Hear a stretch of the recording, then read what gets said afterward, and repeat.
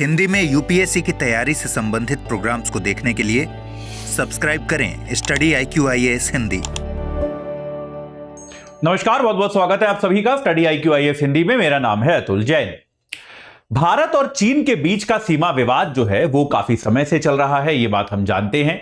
2020 के बाद से खास तौर पे जब से भारत और चीन में सीमा पर झड़पें शुरू हुई, कई जगहों पर इस प्रकार के मामले देखने में आए, उसके बाद से दोनों देशों के जो पारस्परिक संबंध हैं वो काफी खराब भी हो गए।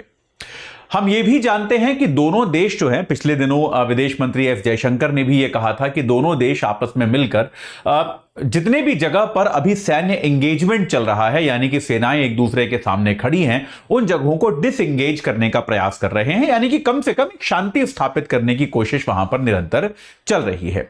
ऐसे में एक अमेरिका की कंपनी है जिसका नाम है मैक्सर टेक्नोलॉजी। इस कंपनी ने क्या किया है, इस कंपनी ने कुछ सैटेलाइट के चित्र हमको दिए हैं, दुनिया भर में प्रकाशित किए हैं, और इन सैटेलाइट चित्रों से पता चलता है कि लाइन ऑफ एक्चुअल कंट्रोल के बहुत पास जो है चीन काफी सारे भवन जो है बना रहा है, काफी कुछ निर्माण वहां पर कर रहा है। अब ये क्या मामला है, इसका क्या तात्पर्य है, क्या ये किसी तरह से LAC का उल्लंघन है, इसको लेकर भारत को किस प्रकार की चिंता होनी चाहिए, इसके बारे में हम चर्चा करेंगे। लेकिन उसके पहले आपको बता दूं कि अगर आप 2025 का एग्जाम देने वाले हैं तो याद रखिए हमारा फास्ट ट्रैक बैच जो है उससे जुड़ने की आज लास्ट डेट है। AJ लाइव कोड लगा के आप 19,999 रुपए में जुड़ सकते हैं। फास्ट ट्रैक बैच है, तेज चलेगा, याद रखिए। अगर आप 2026 में एग्जाम देना चाहते हैं तो आप प्रतिज्ञा प्लस बैच से जुड़ सकते हैं, जो कि आपको 29,999 का मिल जाएगा। इससे जुड़ने की भी लास्ट डेट आज है, आज शाम 6 बजे से बैच है। और अगर आप 2027 में एग्जाम देने में के इच्छुक हैं तो आपके लिए लॉन्ग टर्म बैच है, जिससे आप AJ लाइव कोड लगाकर 35,999 रुपए में जुड़ सकते हैं। तो ये तीनों बैचों के विकल्प आपके पास हैं, जिससे भी आपको जुड़ना है आप AJ लाइव कोड लगा सकते हैं, और इस कोड को लगाकर आप जो है सबसे सही दाम पर, सबसे कम दाम पर इन बैचेस को प्राप्त कर सकते हैं। चलिए अब एक बार समझने की कोशिश करते हैं कि यह पूरा मामला क्या है, लेकिन उसके पहले आपको यह सैटेलाइट चित्र दिखा दूं। यह वो चित्र है जो मैक्सर टेक्नोलॉजी से आया हुआ है। आप यहां पर डेट देख सकते हैं, 9 अक्टूबर का चित्र है। और यह जो चित्र है यह कहां है, जो वहां पर लद्दाख के पास जो पैंगोंग झील है, उस पैंगोंग झील के उत्तरी क्षेत्र का यह चित्र है। और आप यहां पर देख सकते हैं काफी सारे भवन जो हैं चीन ने यहां पर बनाए हुए हैं, यह बात स्पष्ट है। आपको यहां पर एक 150 फीट लंबी एक पट्टी भी नजर आती है। यह पट्टी शायद एक हेलीपैड की तरह काम कर सकती है, यहां पर हेलीकॉप्टर उतर सकते हैं। काफी सारे आपको छोटे छोटे दिख रहे हैं, अपार्टमेंट जैसे दिख रहे हैं, एक ये बड़ा भवन नजर आ रहा है। तो काफी सारा निर्माण हमको यहां पर नजर आ रहा है। मैक्सर टेक्नोलॉजी ने ये चित्र जो है ये छापा है, ये पब्लिश किया है और बताया है कि ये जो पैंगोंग झील है लद्दाख में, उसके पास का चित्र है। अब एक बार चर्चा करने की कोशिश करते हैं कि यह पूरा मामला क्या है। याद रखिए अमेरिका की एक कंपनी है, US की एक कंपनी है जिसका नाम है मैक्सर, MAXAR। मैक्सर टेक्नोलॉजीज नाम की यह कंपनी है।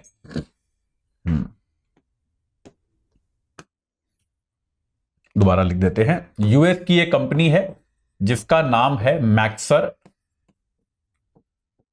टेक्नोलॉजी। और इस कंपनी ने क्या किया है, ये एक चित्र जो है प्रकाशित किया है, इसके बारे में बताया है कि किस तरीके से यहां पर जो है इस तरीके से यहां पर चाइना जो है पैंगोंग लेक के पास अपनी चीजें बना रहा है। ये मानचित्र जो है ये क्या बताता है, ये पैंगोंग लेक जो है, पैंगोंग झील जो है, इस झील के ये कहा जा रहा है कि ये 8.5 से 38 किलोमीटर के बीच में कहीं है। इसको लेकर अलग अलग समाचार पत्रों में अलग अलग अकाउंट है। कुछ जगह लिखा हुआ है कि 8.5 किलोमीटर के आसपास दूर है, कुछ जगह लिखा हुआ है कि यह 38 किलोमीटर के आसपास दूर जो है पैंगोंग झील से है। लेकिन यह बात है कि यह जो है पैंगोंग झील की चीनी साइड पर है। याद रखिए भारत और चीन की जो सीमा है वो पैंगोंग झील के बीच से निकलती है। तो ये जो है ये चीनी साइड पर है। चीन जो है अपनी साइड पर ही ये निर्माण कर रहा है, ये निर्माण किसी भी तरह से भारत की साइड पर नहीं है। लेकिन ऐसा देखकर लगता है कि यहां पर अभी तक जो आंकड़ा सामने आया है उसके हिसाब से 70 स्थायी भवन चीन यहां पर बना रहा है और इसके अलावा कई सारे अस्थायी भवन यहां पर चीन बनाने की कोशिश कर रहा है। 70 तो है, पूरी तरह से बिल्डिंग ही बनाई जा रही हैं, कई सारे अस्थायी भवन बन रहे हैं।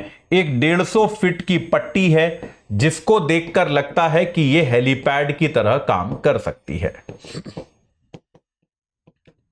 तो अभी तक यह स्पष्ट नहीं है, चीन ने भी अभी तक यह नहीं बताया है कि वो इस क्षेत्र का प्रयोग जो है वो किसके लिए करने वाला है, लेकिन ऐसा संभावना है। अगर आप क्षेत्र को देखें, अगर आप जिस तरह की यहां पे इकाइयां बनाई गई हैं, आप अगर उनको देखने की कोशिश करें तो आपको ऐसा लगेगा कि शायद ये जो चीजें हैं, ये जो पूरी जगह है, इसका प्रयोग किसी ना किसी तरह से सैनिकों को रखने के लिए किया जाएगा, ऐसा प्रतीत होता है। याद रखिए, अनुमान है, यह सैनिकों के ठहरने का इंतजाम जो है वो किया जा रहा है, ऐसा प्रतीत होता है। क्योंकि यार यहां पर कोई लोग तो आकर रहेंगे नहीं, तो इतने सारे भवन जो है चीन यहां बना रहा है, तो यहां पर करने क्या वाला है, ऐसा प्रतीत होता है कि जो सेना के लोग हैं, सैनिक जो हैं, उनके ठहरने का इंतजाम जो है यहां पर शायद किया जाएगा, ऐसा महसूस अभी के लिए हो रहा है। ठीक है, तो भाई अब क्या है, देखिए क्या होता है कि LAC के आसपास कहीं, यह बात सही है कि चीन अपने अधिकारों के अंदर है, वो अगर अपने क्षेत्र में निर्माण कर रहा है तो भाई उसका अधिकार है। लेकिन 2020 के बाद हमने ये देखा है, खासतौर पे 2020 के बाद, 2020 में जब भारत और चीन का सीमा विवाद हुआ, तब क्या हुआ, हमको ये चीज देखने को मिली कि चीन की जो आक्रामकता है इस तरह के निर्माणों में, वो बहुत ज्यादा बढ़ गई है। हमने देखा कि किस तेजी के साथ चीन जो है अब LAC के अपनी तरफ, अपनी साइड जो है लगातार निर्माण कराए जा रहा है। आज से कुछ समय पहले भी आपको मैंने एक चित्र दिखाया था, इस तरह की न्यूज पढ़ाई थी कि किस तरह से चीन जो है एक पूरा हेलीपैड बना रहा है, हेलीकॉप्टर उतरने का, और एक पूरा पार्किंग स्पेस बना रहा है, पूरा हेलीपोर्ट जैसा ही बना रहा है यहां पर LAC के दूसरी तरफ। तो निश्चित तौर पे चीन जो है यहां पर तीव्र गति से निर्माण करा रहा है, जो कि इस बात की ओर संकेत देता है कि चीन जो है वो निश्चित तौर पे डिसएंगेज तो शायद करना चाहता है, लेकिन तभी भी वो इस क्षेत्र में अपनी सेना या अपने सैन्य बलों की स्थायी उपस्थिति चाहता है। भाई आप इतना निर्माण, इतना खर्चा तभी करोगे ना, इतना निवेश आप तब करोगे जब आप ये चाहोगे कि यार हमारे सैन्य बल जो है वो यहां पर स्थायी तरीके से रुके, वो यहां से हटे ना।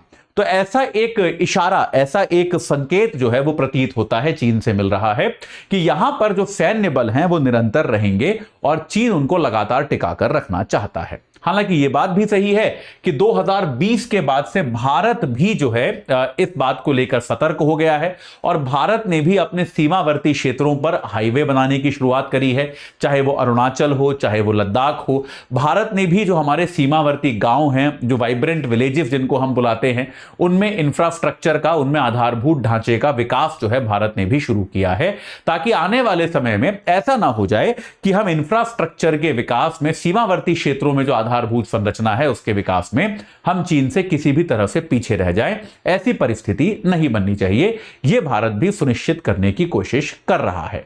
तो भाई ये चीजें हुई हैं अब तक, अभी के लिए इतना है। भारत सरकार की ओर से मेरे ख्याल से इस पर कोई आधिकारिक बयान आएगा नहीं, क्योंकि चीन जो है अपनी तरफ कर रहा है जो कर रहा है, और अगर कुछ आएगा तो मैं आपको निश्चित तौर पर बताऊंगा। लेकिन अभी के लिए इतना ही। जाते जाते आपको एक बार फिर से बता दूं कि भाई आप हमारे अगर लॉन्ग टर्म बैच से जुड़ना चाहते हैं तो वो 18 तारीख को सुबह 8 बजे से शुरू हो रहा है, याद रखिए। लेकिन 2026 का जो प्रतिज्ञा बैच है और 2025 के लिए जो फास्ट ट्रैक बैच है, इन दोनों से जुड़ने की लास्ट डेट आज है।